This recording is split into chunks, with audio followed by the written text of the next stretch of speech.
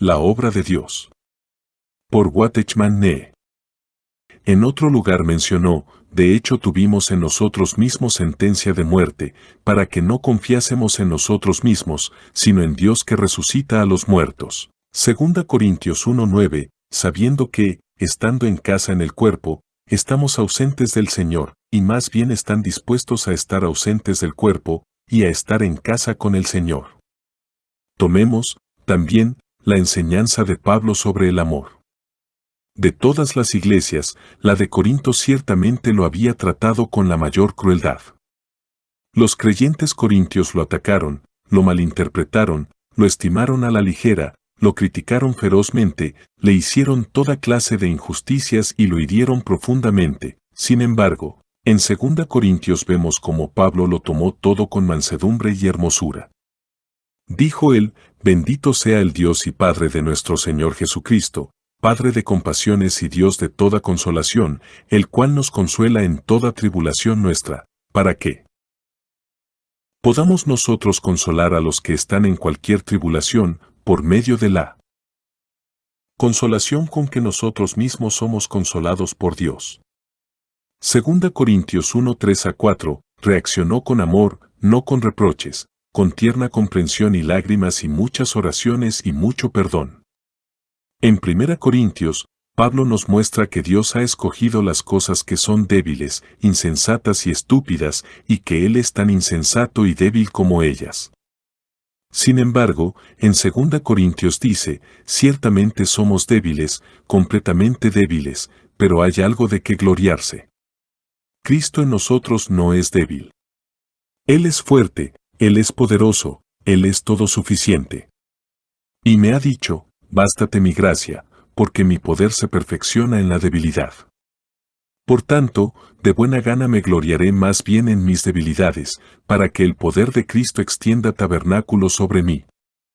2 Corintios 12:9, Pablo les dice en 1 Corintios que estén dispuestos a ser perdedores en asuntos financieros y que nunca vayan a la ley, mientras que en 2 Corintios se muestra a sí mismo como alguien que nunca defiende sus propios derechos, sino que acepta cualquier pérdida, pobreza o prueba que le sobrevenga. La cruz, la base del ministerio de la vida. 2 Corintios es, más que nada, un libro de sufrimiento. Vemos allí al siervo de Dios, su vaso escogido, pasando por terribles y ardientes pruebas y sufrimientos como quizás ningún otro apóstol o siervo del Señor ha tenido que pasar alguna vez. Vemos sufrimientos escritos a lo largo de todo el libro, algunos son físicos, otros mentales, otros espirituales, algunos son temporales, mientras que otros son continuos. Pero Él da la razón de estos sufrimientos cuando dice, llevando siempre en el cuerpo la muerte de Jesús, para que también la vida de Jesús se manifieste en nuestro cuerpo. Esta es la base de todo ministerio en la vida. Tiene que haber sufrimiento, tiene que haber dolor, tiene que haber cruz, si es que alguna vez va a manifestarse la vida de Cristo. Así que la muerte obra en nosotros, pero la vida en vosotros. Cada vez que hay un retraimiento de la cruz, una evasión del Calvario, un rechazo del camino del dolor y el sufrimiento, una falta de voluntad para pagar el precio y sufrir dolor y pérdida. Entonces habrá pobreza, muerte y superficialidad, un vacío que no puede dar nada con que ministrar al pueblo de Dios. Que la muerte nunca deje de obrar en mí, para que la vida nunca deje de fluir hacia los demás. ¿Cuál es la razón de tan espantosa superficialidad y pobreza en el ministerio en estos días? Porque los ministros han experimentado muy poco ellos mismos. Se las han arreglado para esquivar la cruz cada vez que Dios se la ha ofrecido o se la ha asignado. Muy a menudo hay una salida, otra vía menos costosa, un camino más bajo y no el vía crucis. Cuán pocos y raros son los que son verdaderamente ricos espiritualmente. ¿Y por qué? Porque sus sufrimientos no han abundado. Dios lo arregla de la manera más perfecta. Él sabe qué tipo de sufrimientos necesita cada uno, ya sean físicos, materiales, mentales o espirituales. Cuando Dios, en su sabiduría, nos la trae porque ve que la necesitamos, regocijémonos y veamos al Señor en ella. Aceptémoslo con alegría, reconociendo que somos absolutamente débiles e iguales a Él, pero que Él es gloriosamente igual a Él. De hecho, lo es, y en la circunstancia lo encontramos en su plenitud y suficiencia. Llegamos a conocer realmente a Dios porque lo encontramos haciendo en nosotros y por nosotros lo que nosotros no podemos hacer. Así somos capaces de ministrarlo en vida a otros, de edificar el cuerpo, de esparcir la vida, su vida, donde quiera que vayamos. Cada vez que la muerte está realmente obrando en nosotros, solo entonces y solo entonces puede la vida fluir realmente hacia los demás. Ministerio sacerdotal. Había entonces en Antioquía, en la iglesia local, profetas y maestros, Bernabé, Simón el que se llamaba Níger, Lucio de Cirene, Manaén el hermano de crianza de Herodes el tetrarca, y Saulo. Ministrando estos al Señor, y ayunando, dijo el Espíritu Santo, apartadme a Bernabé y a Saulo para la obra a que los he llamado. Hechos 13, 1-2, Coré hijo de Izar, hijo de Cout, hijo de Leví, y Datán y Abiram, hijos de Eliab, y On, hijo de Pelet, de los hijos de Rubén, tomaron gente y se levantaron delante de Moisés con algunos de los hijos de Israel, 250 líderes de la asamblea, que fueron convocados a la reunión, varones de renombre. Y se congregaron contra Moisés y a Aarón y les dijeron, vosotros abarcáis demasiado, porque toda la asamblea, todos ellos son santos, y en medio de ellos está Jehová. ¿Por qué, entonces, os exaltáis sobre la congregación de Jehová? Números 16, 1-3, así Coré hizo juntar contra ellos toda la asamblea a la entrada de la tienda de reunión, y la gloria de Jehová apareció a toda la asamblea. Luego Jehová habló a Moisés y a Aarón, diciendo, separaos de en medio de esta asamblea, para que los consuma en un momento. Números 16, 19-21, y ellos, con todo lo que tenían, descendieron vivos al Seol, y los cubrió la tierra, y perecieron de en medio de la congregación. Números 16, 33, y reverdecerá la vara del varón que yo escoja, y haré cesar las murmuraciones que hacen contra mí los hijos de Israel, con que murmuran contra vosotros. Números 17:5, y al día siguiente entró Moisés en la tienda del testimonio, y he aquí, la vara de Aarón de la casa de Leví había reverdecido, dio brotes, echó flores y produjo almendras maduras. Números 17:8, cualquiera que se acerca al tabernáculo de Jehová, muere. Acabaremos por morir todos. Números 17:13, todos los que sirven a la iglesia sirven primero y preeminentemente al Señor. A veces se les llama ministros de Cristo, a veces ministros de Dios. Se habla especialmente de los profetas y maestros como siervos o maestros. Ministrando al Señor. Servir a la iglesia o ministrar a la gente es una acción diferente de ministrar al Señor, y la primera acción sin la segunda es de relativamente poco valor para Dios. A menudo hay una necesidad del Evangelio, una necesidad de obreros, etc., pero Dios también tiene su necesidad. Si hay una necesidad de trabajo u obreros y, sin embargo, la satisfacción de esa necesidad no es una colaboración con Dios, una reunión de la necesidad de Dios, o un ministerio al Señor en respuesta a su necesidad y su llamado, entonces ya ha habido un colapso. Si hay un ministerio de profeta, pero no un ministerio sacerdotal al mismo tiempo, entonces no tiene ningún valor y no puede edificar la iglesia. Si mi mano izquierda quiere ayudar a mi mano derecha porque está herida y tiene dolor, mi mano izquierda no puede ayudar directamente.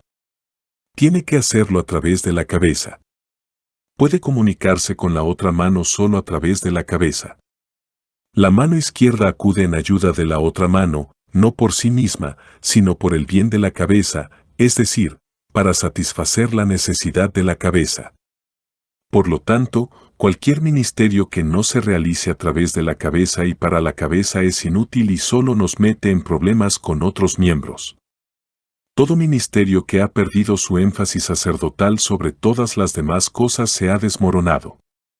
Si una persona no ha ido primero a la presencia de Dios, no puede salir de la presencia de Dios con ningún mensaje o servicio de valor.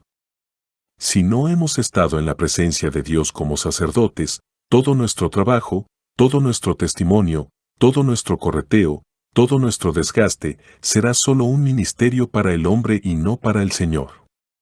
Llamado y calificación de sacerdote. ¿Qué clase de persona puede venir a la presencia de Dios como sacerdote?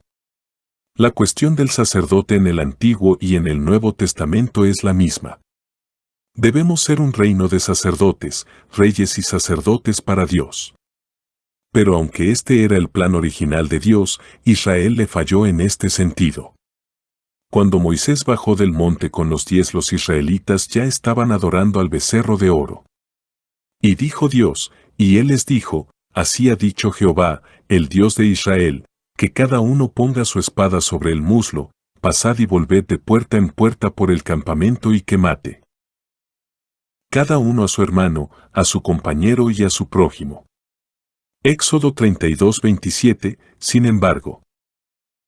Solo los levitas obedecieron, y por lo tanto, desde ese momento en adelante, el ministerio sacerdotal fue dado a los levitas. En el caso de los hijos de Coré, se trataba de quién era santo y quién podía servir a Dios. Afirmaban que todos eran santos y que todos podían servir a Dios por igual. Pero Dios juzgó entre ellos. La tierra se abrió y se tragó a todos los hombres que pertenecían a Coré junto con todos sus bienes, y salió fuego del Señor y devoró a los 250 hombres que habían ofrecido el incienso. De esto vemos que hay vida para aquellos que son designados por Dios para servirle, pero para aquellos que no son llamados por Dios y sin embargo se presentan por su cuenta e intentan servirle porque quieren o porque es bueno hacerlo, para ellos solo hay destrucción. Porque este no es un asunto pequeño que Dios pueda pasar por alto, es algo muy grande, una cuestión de vida o muerte. Todavía es cierto que todo el pueblo de Dios son sacerdotes. Aleluya, de hecho, sigue siendo cierto. Sin embargo, es igualmente cierto que no podemos ejercer ese cargo sin calificaciones especiales. No podemos ejercer nuestra función como sacerdotes como lo hacemos naturalmente. Espiritualmente hablando, solo Moisés, Aarón y los levitas podían desempeñar ese oficio. Vemos este principio en el caso de Coré, Datán y Abiram. Cuando los 250 príncipes de la congregación ofrecieron fuego falso en sus quemadores de incienso, fueron consumidos. Después se colocó en el tabernáculo la vara de Aarón y las varas representativas de las otras tribus. Al día siguiente, solo la vara de Aarón brotó. Esto, por supuesto, significa resurrección, vida a partir de la muerte. Solo aquellos que han pasado por la muerte y han salido a la vida de resurrección pueden ministrar al Señor. Deben haber conocido la muerte de la cruz. No es posible que lleves nada de la vieja creación al tabernáculo, al ministerio del Señor, ni tu vieja mente, ni tu vieja brillantez o astucia de la creación, ni tu antigua elocuencia de la creación, ni tu antigua fuerza de creación de ninguna clase. Todo esto tiene que descender hasta la muerte y salir a la vida de resurrección. A menos que tu vara haya rebrotado, no puedes servir a Dios. En resumen, no puedes servir a Dios si solo conoces la sangre pero no conoces la cruz. De la muerte a la vida.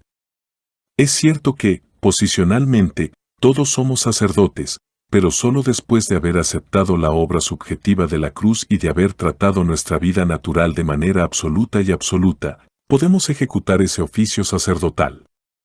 La resurrección tiene un solo significado, que es que una persona ha pasado por la muerte y ha recibido una nueva vida. La resurrección que vemos en Filipenses 3 es el lado positivo de la resurrección. No se trata de que algo muerto pase por la muerte y salga vivo. No, la resurrección es la vida que entra en la muerte y emerge en una nueva vida. Todo lo que es bueno y vive en nosotros, todo lo que viene del nuevo nacimiento. Toda la vida pura, nueva, nacida de nuevo, que Dios nos ha dado, todo esto tiene que descender a la muerte, tiene que pasar por la muerte, y ser purificado de nuevo por la muerte, 3 veces purificado por 3 días, lo que tipifica la plenitud y la perfección y la plenitud de la muerte, y salir en vida. Esa es la vida de resurrección en verdad, y la vida, habiendo pasado por la muerte y habiendo consumido todo lo que había recogido de sí misma o de la tierra, nunca puede ser tocada por la muerte. Esa es la vida en la que no hay muerte. Todo lo que naturalmente tenemos como dones y todo lo que Dios nos ha dado como dones del Espíritu debe pasar por la muerte.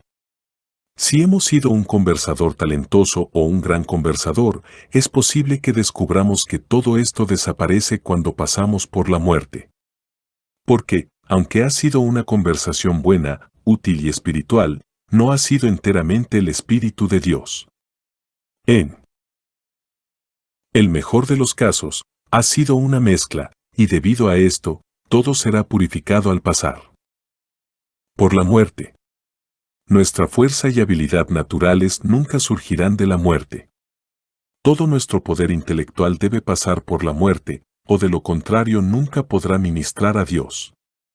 Con Cristo estoy juntamente crucificado, y ya no vivo yo, mas vive Cristo en mí, y la vida que ahora vivo en la carne, la vivo en la fe del Hijo de Dios, el cual me amó y se entregó a sí mismo por mí. Gálatas 2:20, y esta muerte no es la muerte de Romanos 6 y Gálatas 2:20, es algo más allá de esto. Esta muerte y resurrección es la base y la única base para el ministerio sacerdotal. Gracias a Dios, rechazamos todo servicio que sea solo para el hombre. No servimos al hombre, servimos a Dios, porque somos primeros ministros de Cristo y después del hombre, de la Iglesia. Pero la base de todo esto es la muerte y la resurrección que se derivan en el ministerio sacerdotal hacia Dios y que luego se traducen en el ministerio hacia el hombre. Que el Señor nos dé la gracia de entrar en el lugar santísimo, porque todo el yo, y todo el hombre, y toda la mezcla, y toda la tierra ha sido destruida en la muerte, pero lo que es indestructible y lo que es inmortal ha surgido en la vida de resurrección. La iniquidad de nuestro ministerio. Cuando llegaron a la era de Nacón, Usa extendió la mano al arca de Dios y la sostuvo, porque los bueyes habían tropezado. Y se encendió la ira de Jehová contra Usa, y lo hirió allí Dios por aquel error, y murió allí junto al arca de Dios. Segunda Samuel 6:6-7, y temiendo David a Jehová aquel día, dijo, ¿cómo ha de venir a mí el arca de Jehová? Segunda Samuel 6:9, que se opusieron al rey Usías y le dijeron, no te corresponde a ti, Usías, el quemar incienso a Jehová, sino a los sacerdotes, hijos de Aarón, que son consagrados para quemarlo. Sal del santuario, porque has transgredido, y no recibirás honra de Jehová Dios.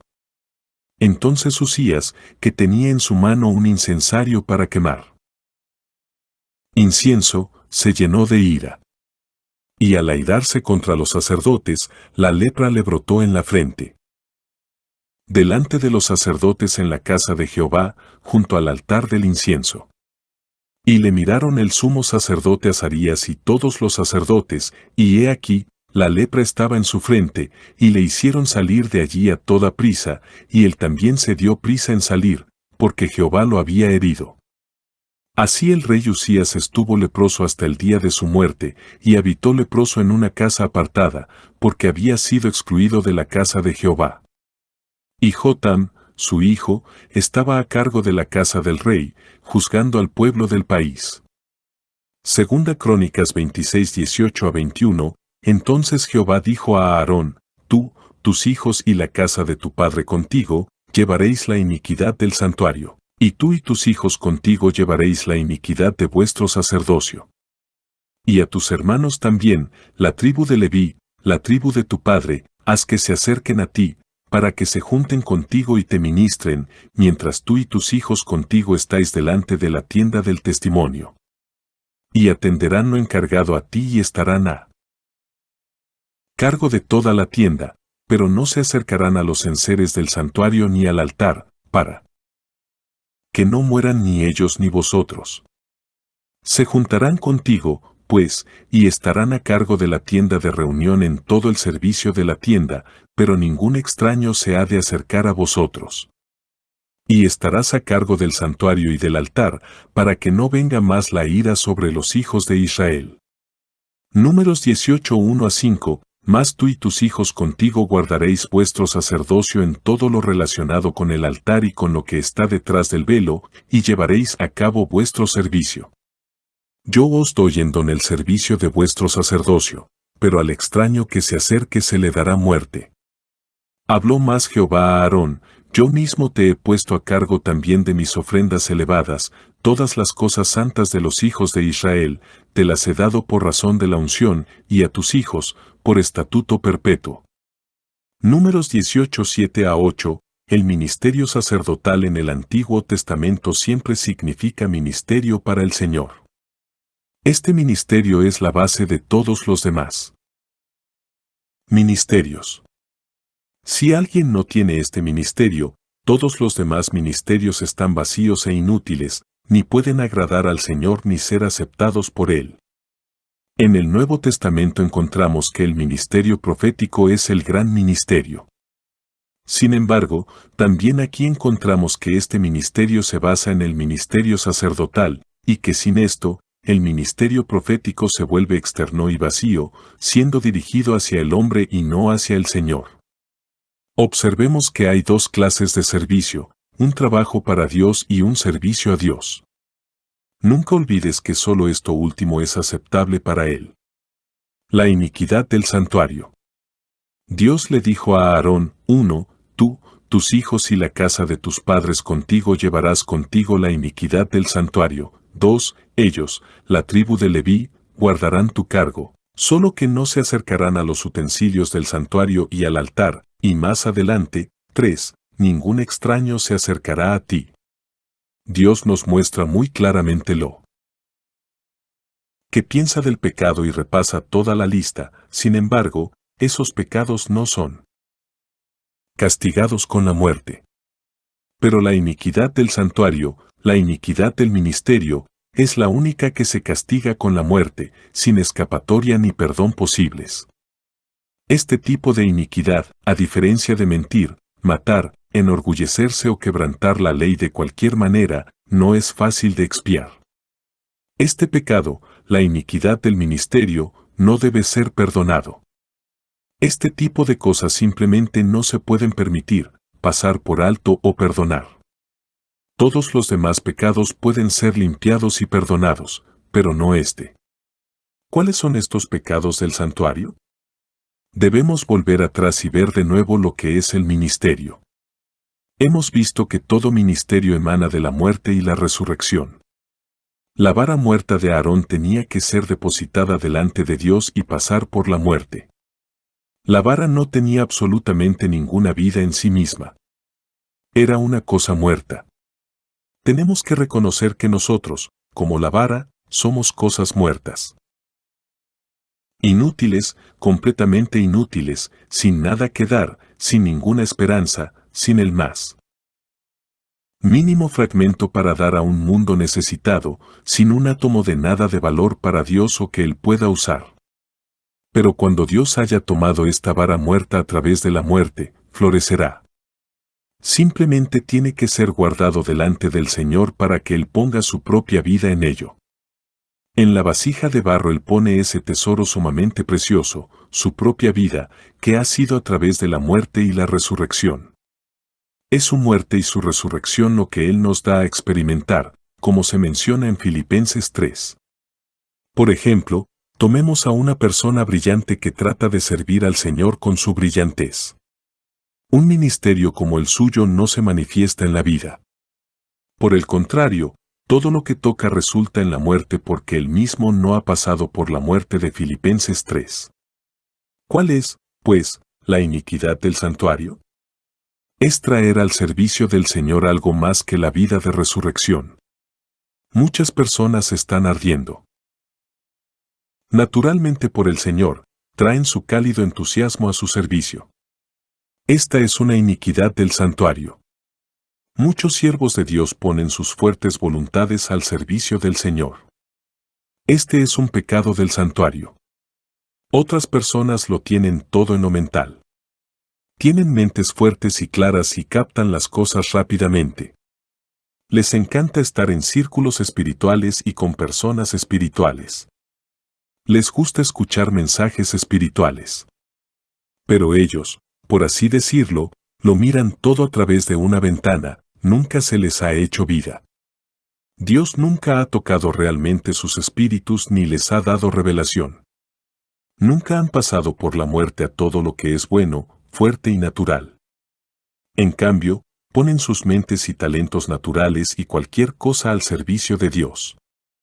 Es aborrecible para Él y es un pecado del santuario. A menos que nuestro ministerio sea aceptable a Dios, se encuentra con la muerte. Así fue con Usa cuando extendió la mano hacia el arca de Dios y se apoderó de ella porque los bueyes que tiraban del carro nuevo habían tropezado. Tocó la cosa santa de Dios con manos impías y se encontró con la muerte inmediata. Aunque fue una reacción perfectamente natural, no fue de acuerdo con el orden de Dios. Era un servicio a Dios, pero contrario al camino de Dios, ya que se hacía a la manera del hombre, que estaba fuera de la mente y la fuerza del hombre. Muchas veces extendemos la mano de la carne y tratamos de hacer lo que solo Dios puede hacer. Hablamos antes del tiempo de Dios, no esperamos a que Él resuelva las cosas en su propio tiempo y manera por su propio espíritu. Tratamos de hacerlo por Él. Pero solo produce la muerte. Y Dios lo castiga con la muerte. El rey Usías se atrevió a tomar sobre sí lo que Dios había ordenado que solo los sacerdotes hicieran, que era, para arrojar incienso al Señor. Dios se enfrentó inmediatamente a la lepra, a la muerte. De la misma manera, muchos hoy en día intentan ministrar en su templo, cuando en realidad Dios no los ha designado para que lo hagan. Quieren servir al Señor. Aman el trabajo cristiano, encuentran gran gozo en él. Corren de un lado a otro en incesante actividad para Dios, se sacrifican por Él y comen toda clase de amarguras en el trabajo para Él. ¿Puede estar mal esto? Dios dice que es la iniquidad del santuario porque no es su designación. Él no los ha llamado a ello. O bien esa obra se hace con la fuerza del hombre y no con la de Dios, o bien nunca se ha encontrado con la cruz y ha pasado por la muerte. Confiar en cualquier cosa de la vieja creación o traer algo de la vieja creación a la obra del Señor, como la elocuencia, la brillantez, la bondad, la habilidad, etc., constituye la iniquidad del ministerio. Cualquier confianza en las propias fuerzas para servir al Señor es un pecado del santuario. De Dios, para Dios. Solo podemos servir a Dios con lo que es de Dios. Nada más que lo que viene de Dios puede ser usado en el servicio del Señor. Tú pueden tener reuniones entusiastas en las que se agitan las emociones, pero todo esto puede estar en el plano natural y resultará ser madera, heno y rastrojos que nunca pasarán por el fuego. Incluso podemos mirar hacia atrás y alabar al Señor por todas las bendiciones que Él nos ha permitido ver y que estuvieron sobre otras vidas en el pasado, pero a menos que este haya sido un ministerio basado en la muerte y resurrección de Filipenses 3, nunca pasará por el fuego. Debe ser como la vara muerta puesta delante del Señor por una noche. Por una noche, no por 10 minutos. Muchos de nosotros salimos demasiado pronto. Dios nos aguarda, pero nosotros mismos solo debemos salir por la mañana. Todo el mundo debe pasar por este periodo de muerte. Puede ser por meses o puede ser por más tiempo, este periodo de muerte, nuestro ministerio se ha ido, nuestra riqueza espiritual ha sido quitada, todo lo que una vez poseímos y nos regocijamos y conocimos y experimentamos ha sido eliminado, nuestra vida de oración se ha ido, nuestro testimonio ha sido quitado. De hecho, todo parece ser oscuridad y muerte, sin embargo, estamos en las manos de Dios, acostados ante Él en el santuario. Nos negamos a mirar hacia adentro y examinarnos a nosotros mismos para ver dónde estamos, en cuanto a lo que es el yo y lo que es Dios, en cuanto a lo que es alma y lo que es espíritu. Porque todo lo que está dentro de nosotros es, y siempre será, oscuridad. Así que simplemente mantenemos nuestros ojos en el Señor. Sabemos que vendrá la mañana de la resurrección, pero mantenemos nuestras manos alejadas de nosotros mismos y dejamos que el Señor haga su obra perfecta durante toda esta noche de muerte a todo. Todo trabajo debe ser servicio a Dios. Si estamos sirviendo a Dios, si estamos ministrando al Señor, entonces somos sacerdotes de verdad. Asamblea en Santo Domingo Este. Escrito por el hermano Watchman Nee en el año 1951. Para más información comuníquese con este número de WhatsApp. 1-829-747-1995.